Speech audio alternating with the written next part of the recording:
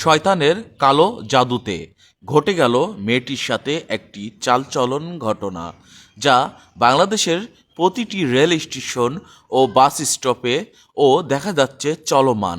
ফেরিঘাট, লঞ্চঘাট ও airport, rail স্টেশনে বর্তমান এরকম চালচলন ঘটনা ঘটেই চলেছে, যা টার্গেট করে কিছু কিছু বখাটে ও খারাপ মানুষ, যারা ক্রাইমবাজ চলমান আছে। বাংলাদেশের প্রতিটি ফাঁকা জায়গা দেখে, নিরিবিলি জায়গা দেখে যদি কোনো মেয়ে অঘটন ঘটে থাকে, এই অঘটনের কারণ হচ্ছে প্রতিটি মেয়ে ফাঁকা জায়গাতে মানুষের ভিড়ে যখন থাকে না, একা একা যখন ওদিকে থাকে, তো কিছু কিছু ক্রাইমবাজ ফলো রেখে নিরিবিলি জায়গা দেখে যা মেয়েটি কিংবা ছেলেটি একা একা ওদিকে আছে কিনা এই অনুযায়ী টার্গেট করে।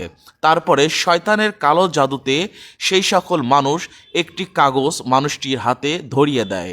যেমনটি দেখা যাচ্ছে, মেয়েটির হাতে একটি কাগজ ধরিয়ে দিয়ে একটা টোকা মারল কাগজের পেছনে, যা মেয়েটি কিন্তু ইতিমধ্যেই শয়তানের কালো জাদুতে বসে চলে এসছে। তারপরে কাগজটি নিয়ে লোকটি পকেটে ভরে দিল।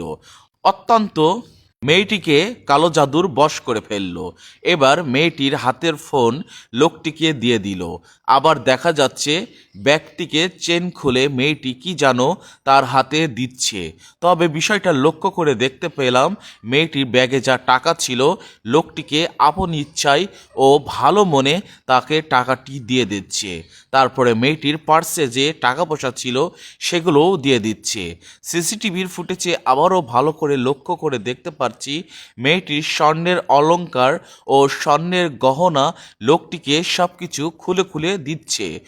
এবার বুঝলাম মেয়েটি যে শয়তানের কালো জাদুতে বসে চলে এসছে। তার কারণ, সমাজে প্রতিটি রেল স্টেশন, বাস স্টপে, লঞ্চঘাট, ফেরিঘাট, এয়ারপোর্ট, প্রতিটি এই সকল জায়গাতে এরকম দুশ্চরিত্র খারাপ চলমান লোক আছে। আর এই সকল লোকটিকে কোনো সময় অপরিচিত মানুষ যদি কোনো কাগজের মাধ্যম দিয়ে আপনাকে বলে যদি এই ঠিকানাটা বলে দেন, অবশ্যই মনে রাখবেন কোনো সময় এই ঠিকানাটা বলে দেবেন না। অপরিচিত কোনো মানুষ যদি, অপরিচিত কোনো ব্যক্তি যদি আপনাকে দেয় যে ভাই এই জিনিসটা বলে দেন, অবশ্যই মাথায় ভালো করে লক্ষ্য রাখবেন, কোনো সময় এই ভুলটি করবেন না। অপরিচিত কেউ কিছু দিলে নিবেন না, অপরিচিত কেউ কিছু খেতে দিলে খাবেন না। সমাজে এরকম ঘটনা চলমান আছে। সবাই সাবধান থাকবেন, ভালো থাকবেন, সুস্থ থাকবেন। আমি বিল্লাল খান। দেখতে থাকবেন আমাদের ভিডিও ও সমাজ থেকে সবসময় সতর্ক থাকবেন। আল্লাহ হাফেজ।